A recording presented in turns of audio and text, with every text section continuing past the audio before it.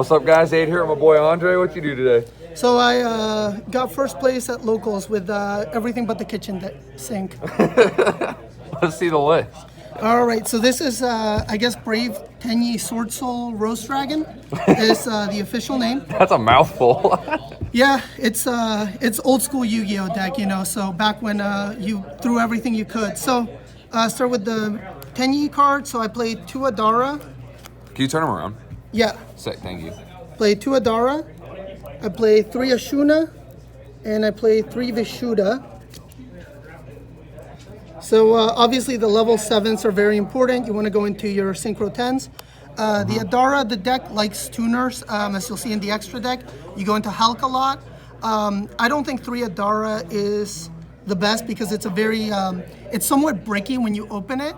And it's technically searchable off the Spirit and the, the Ashuna and the Halki Firebrax. So there's no point in, breaking on it.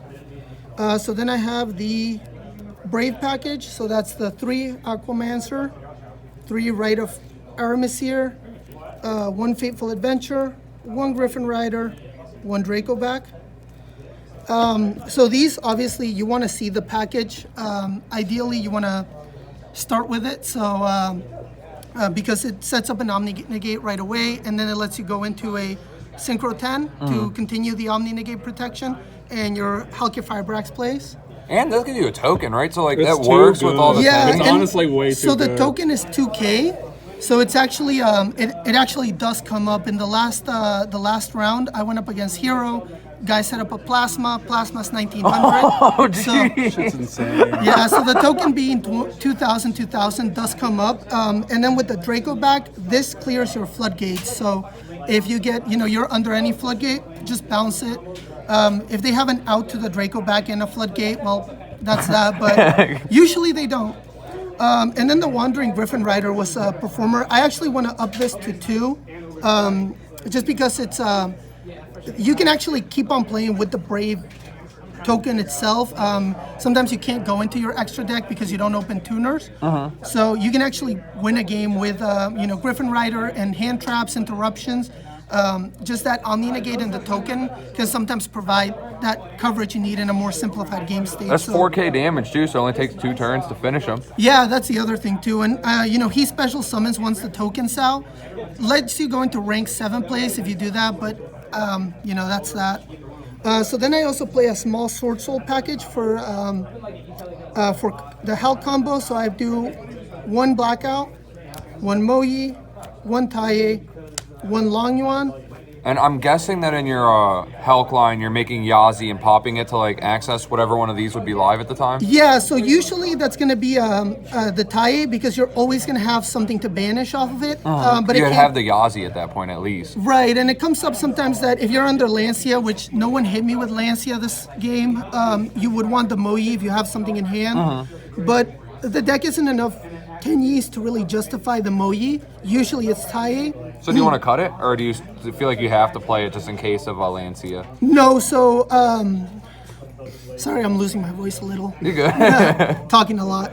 So I like, you definitely want to play it in case of the Lancia, but I like the Moyi because she's an extender, so Taie can dump her, and then Baxia can special her, and if you have a worm, you can then go into a...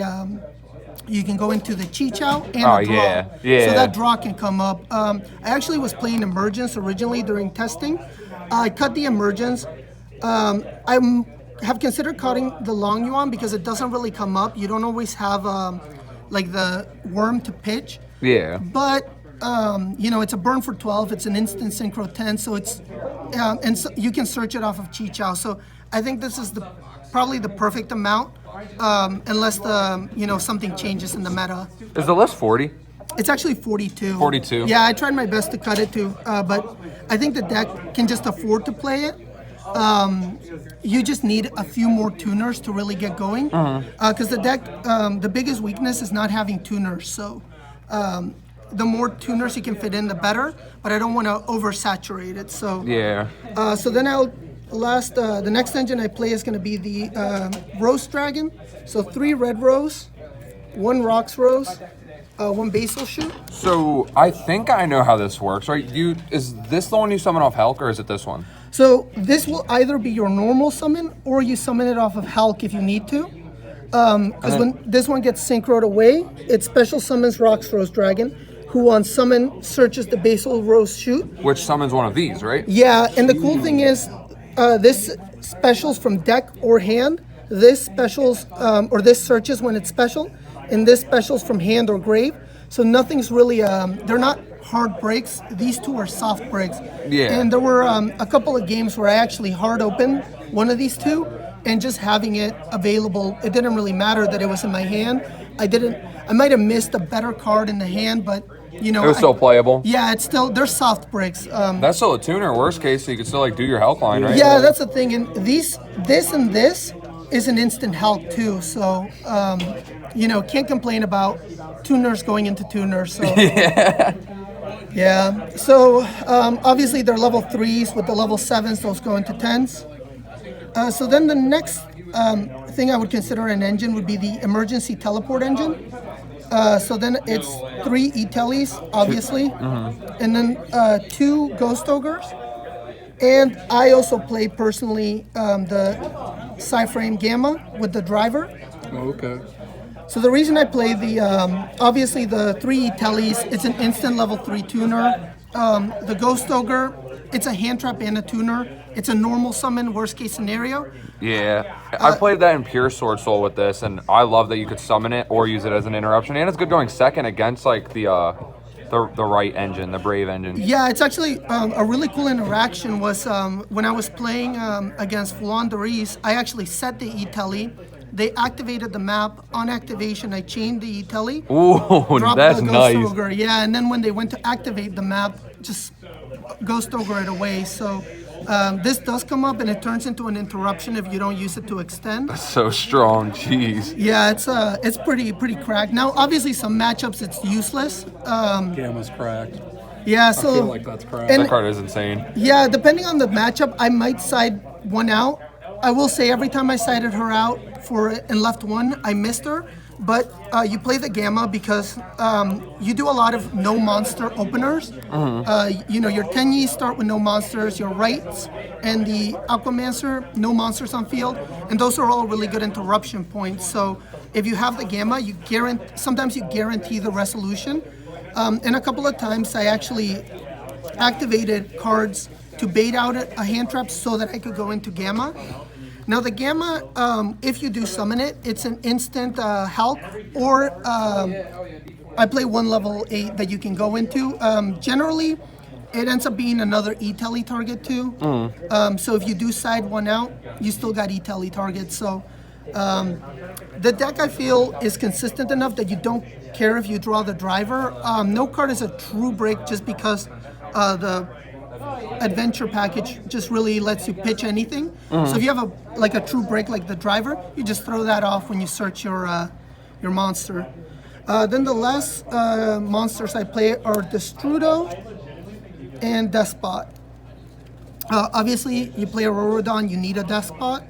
The Destrudo, so the deck lacks tuners. You need tuners that can special themselves. The Destrudo is live in hand or grave, so if you draw it, that's awesome. You can activate it in hand, or you can pitch it off of the Fateful Adventure.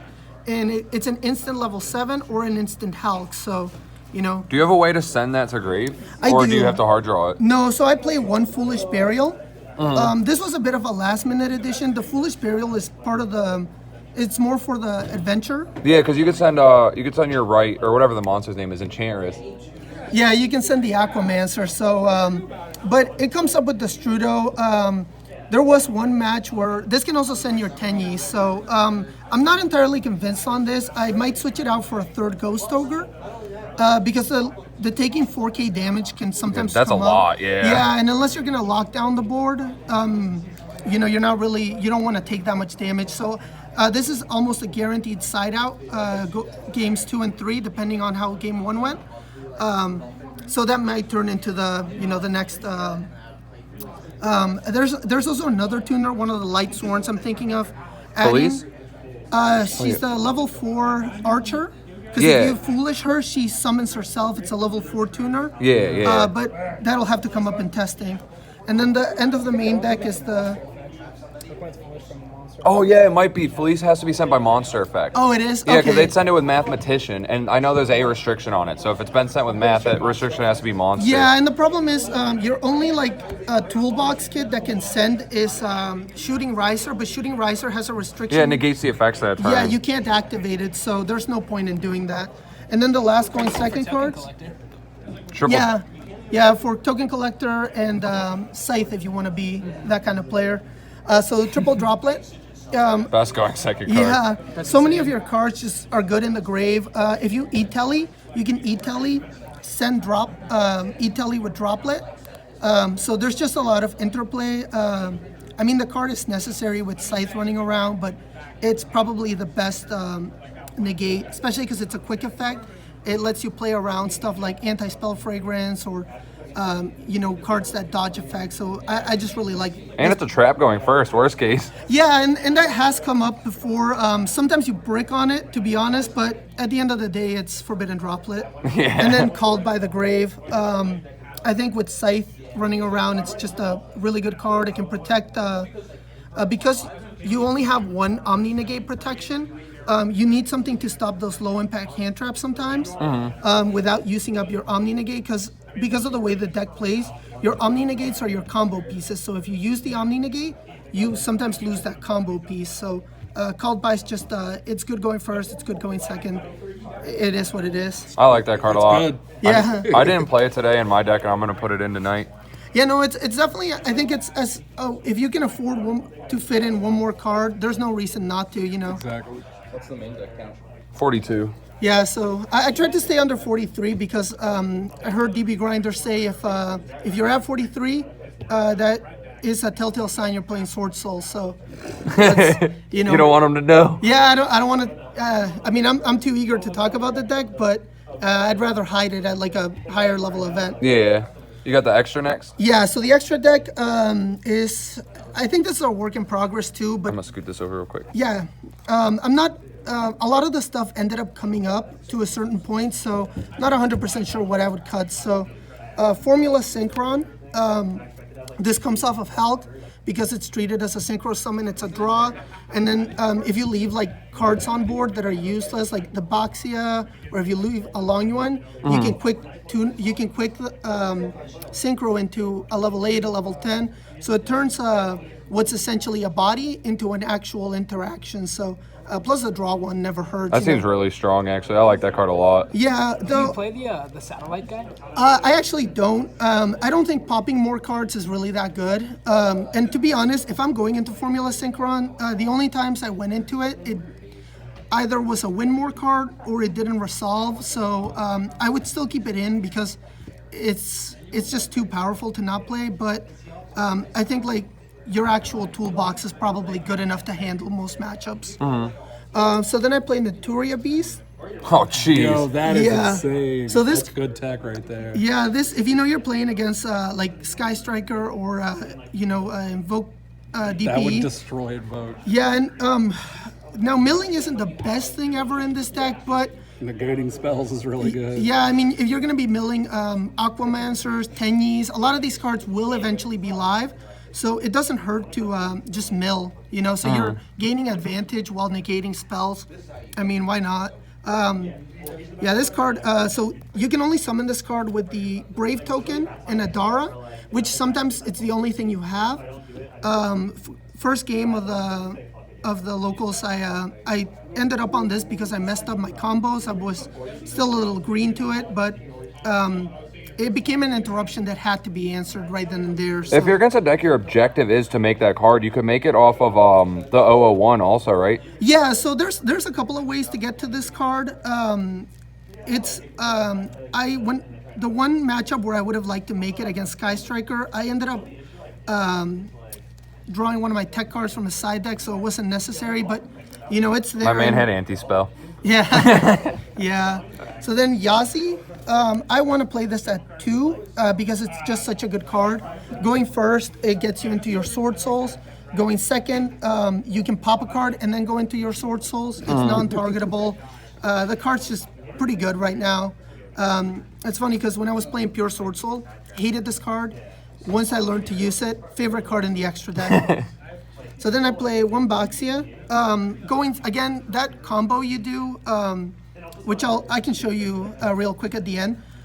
You can go into the Baxia going second 2 with a tie, so why not spin 2? Yeah. And then if you're going first, you just pop one of the tokens or the Auroradon to bring back whatever you dump off the tie. That's another way you can get the Adhara back if you're trying for Neppi's lines too. That's kind of cool. Yeah. So there's a lot of application to special summoning 4 or lower from the graveyard. So then I got Draco Berserker. This would be what you would make off of the Psy-Frame if you don't want to go into Hulk. It didn't come up at all this time. I like it because it's an interruption and it can help you go for game. And it's Worm if you get locked from Ashina. Yeah, and this doesn't come up as much in this build, but it's also a Tenyi, so you can go into Monk with it. So there's a few applications to it. Then one Chi-Chow. You usually go into this off of Moyi, sometimes off of Taie. It gets you the Blackout, it gets you a Long Yuan. It's a free searcher, and it's an imperm on the opponent's turn, so there's no reason not to have that card. Card's crazy. Yeah. And then Chao Feng. I like to light lock people. There's quite a few decks that use lights to do stuff. And then if it gets destroyed, it searches you a tuner, so it's really good follow-up. Even if you're not playing against a light-based deck, it's like a really good blackout pop. And having level 9s does come up. So I think it's the best level 9 to play. I don't know if I would cut this just because it's a solid card. Makes you nib-proof too, right? Nib-proof, Baylor-proof, stuff like that. And if a lot of times people will hold... Oh yeah, Ghost Ogre, Lancia. Effect Veiler, a lot of things. So a lot of times if people will hold the nib, I think people don't really know what this deck does, to be honest. So I think people...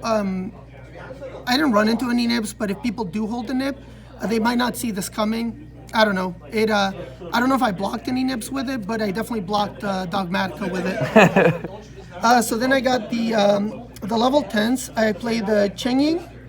Obviously, this is your powerhouse. It's your out to anything that can't be targeted or destroyed. If you're dealing with the towers, you drop Tenyi. During my last match, my opponent had DPE, Simplified Game State, put Tenyi. He can't, if you DPE Tenyi with anything on board, you're just giving up your DPE and whatever's on your board. So this card it made level 10s good in my opinion. That and obviously Baron the Floor. And speaking of cards that made level 10s good. Yeah, so your Omni Negate, the fact that she can swap out too is really relevant. So if you're playing Scythe, you can Scythe lock. I don't because I think the Scythe lock variant is too fragile to hand traps. If you're gonna Scythe lock people, play Brave PK. But you can actually, if you have the Brave token on board, you can actually tag out back into the Griffin Rider, and now you have another Omni Negate. Oh, that's cool. That's really cool. Yeah, so that came up.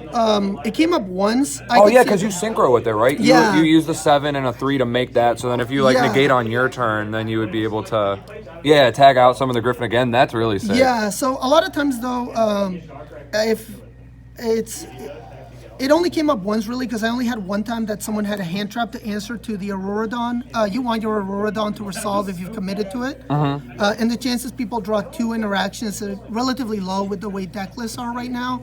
If they're playing too many hand traps, they're gonna brick anyway. So. Sure, it's not my play. You don't have a play. Yeah. So then I played the new Sword Soul, the Qixing Long Yuan. Can I pull this card over so I can read it real quick? Yeah, of course. I haven't really given this card a read yet. Yeah, I love the artwork on this card.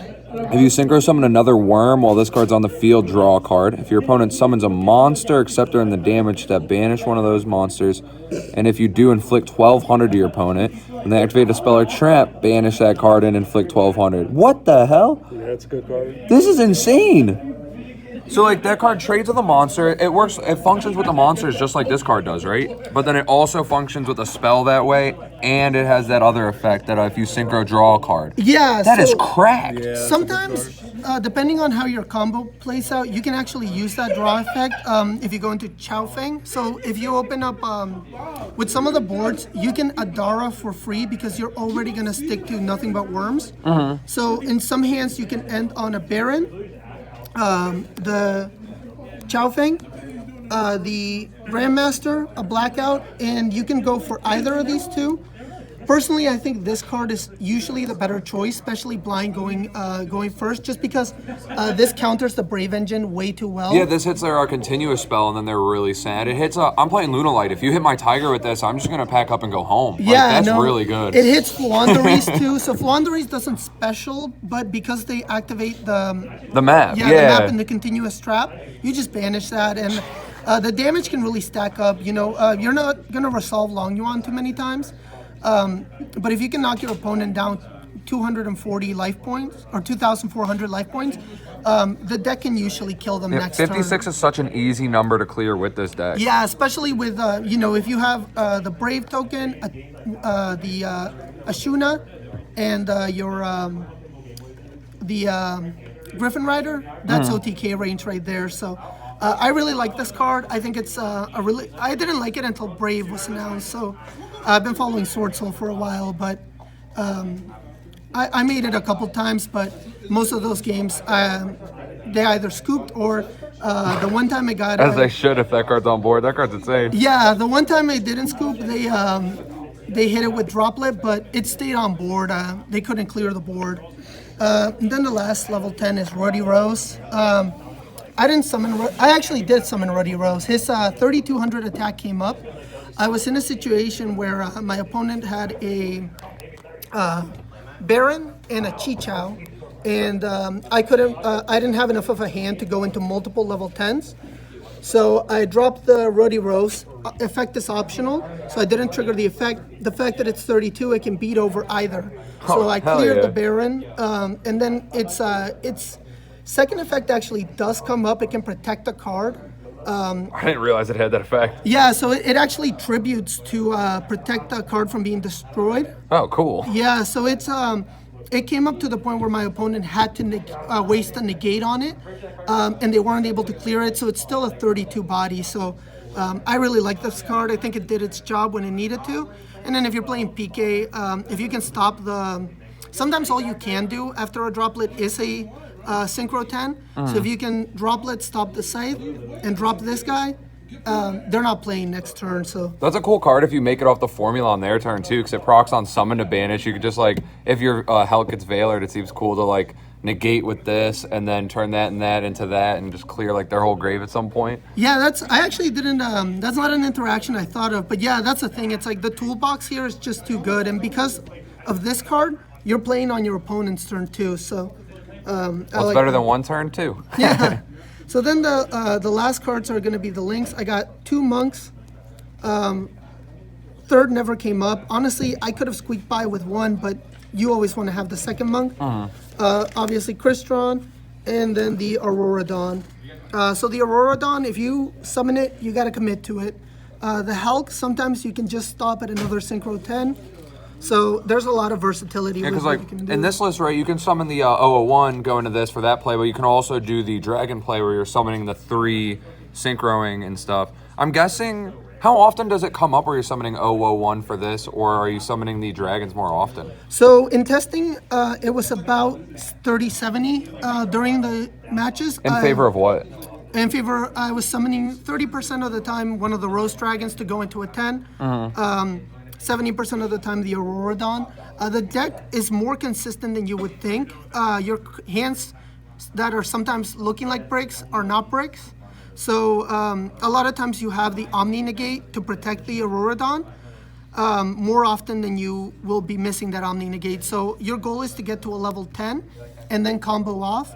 So very few times are you not going to have a level 10 to combo off with. So, but it can come up. It didn't come up at all during this tournament, so I ended up going into Aurora Dawn almost every time. The only times it stayed on board was when it got negated. So yeah, you know, it's just the more versatility, the better. So, and that's the whole point of this deck, is just versatility. So yeah, that's the extra deck. this list looks really spicy. I'm gonna have to try this on Dueling Book soon. Yeah. Yeah, and I think the only change I would make would be the Strudo for a third Ghost Ogre, and maybe put in a second, the second Griffin Rider. But you know, it performed what it needed to perform, so I can't complain about the list right now. I only break 2 games out of 10. So, How we take those? yeah. Wait, you 2-0'd everybody? No. Sometimes I couldn't win through a brick or through a non-brick hand, so it's hard to tell what's a brick. Sometimes the hand can do a lot, but it's fragile. Sometimes the hand can do a lot and play through negates like nothing. You know, it's very few hands are unplayable. And then the side deck, I guess, is pretty standard. So I got the 3 Nibiru's. A lot of people are not playing around this because, at least on Dueling Book, because Brave is in the format, they think Nib is out. Yeah, everyone just keeps not respecting this card, saying, oh, Nib's bad because of the Brave. But this trades with the Brave just like any other card does. If you have Ogre or Imperm, it's trading the same way, getting rid of that Omni Negate. Yeah. But then if they don't like go with that line first, you punish the hell out of them. Yeah, and I think even, that card's crazy right now. Yeah, no, it's and you know, you're gonna run into rogue decks that don't play around Nib, so it's your answer to rogue. And even going second, not in this particular tournament, but I have had situations where having that Nib where I go first, that Nib in hand is a guarantee that my opponent isn't doing anything to me that turn. So it's just a really good card to have, and when you know you can side it in, you side it in. Worst case scenario, like you said, you trade with an Omni Negate. So then the Droll just hits a lot of decks right now. Even this deck can get hit by Droll. It's not as bad as other decks, depending on your hand, but it can. It's just a very good high impact. MVP, Anti-Spell Fragrance. That's just your going first card? Yeah, so Everybody's been loving that card this format. yeah, it's with Imperial Order gone. I don't like Imperial Order. I think you lose to. It's just as easy to lose to your own Imperial Order than your opponent's Imperial Order. I like this one because depending on your deck, you can pop it during your own turn. I actually drew this game 2 and 3 against Sky Striker, and when I saw it, I was like, all right, as long as I can make something, I think I can win it. And you know, it did what it needed to. It's a pretty nasty floodgate, but you know what? TC Boo's still in the format, so I'm not sorry. Then Lightning Storm, you might as well, if you can clear back row or front row, why not? I got blown out by that card today. I did not respect it. I put all my monsters in attack and lost a game that otherwise was unlosable. Yeah, no, this card is, and especially because a lot of decks don't play like Omni Negates, like Fluan de Reese doesn't really do an Omni Negate. The Invoke DPE, they don't want to pitch their spells. Like, they'll do it if they need to, but it's just a good card. It's a great going second And card. if they do pitch their spells, You're in Yeah. a better there place. goes their Like, Omni Negate. Yeah. So it can trade 1 for 1, or it can clear the whole backboard. Can bait too. Yeah, you know, if honestly with this deck, I didn't run into any back row heavy decks, but if I trade, if you have to pay 4K to negate this, you're probably going to get OTK'd because, you know, I just go into the Brave engine and that's 4K right there. And then Lancia was my last card. Lancia is really good this format. It can protect your own cards during your turn. This deck doesn't banish as much as you'd think. And because you play Gamma, I don't think you can use this on your turn. Isn't it only during your opponent? it's only during your opponent's turn, Yeah. yeah. So when it gets used against you, though, because you're playing Gamma, you can kind of play with impunity. But it hits every other deck a lot more. So, you know, obviously I just want to go for hand traps that and high impact cards that are going to make sure I see game or turn 2 or turn 3. So, yeah, that's the deck profile. Thank you for the profile. Any shout outs or anything before you sign off? Shout out my boy Daniel. He's been my senpai throughout my Yu-Gi-Oh journey. I love you, Daniel. Yeah, we love Daniel. Yeah, he's helped me. I test with him almost exclusively. It's why I know how to play against Invoke DP. Shout out to my wife for putting up with me coming here every Wednesday. And you know, shout out to the YouTubers putting this deck on board because I've been looking for a list for this deck for a while, and there are not a lot out there. Hey, now there's one more. Yeah, and shout out to Zaid for you know, obviously doing this profile. Thank you for doing it. Yeah, of course. Appreciate you. Yeah.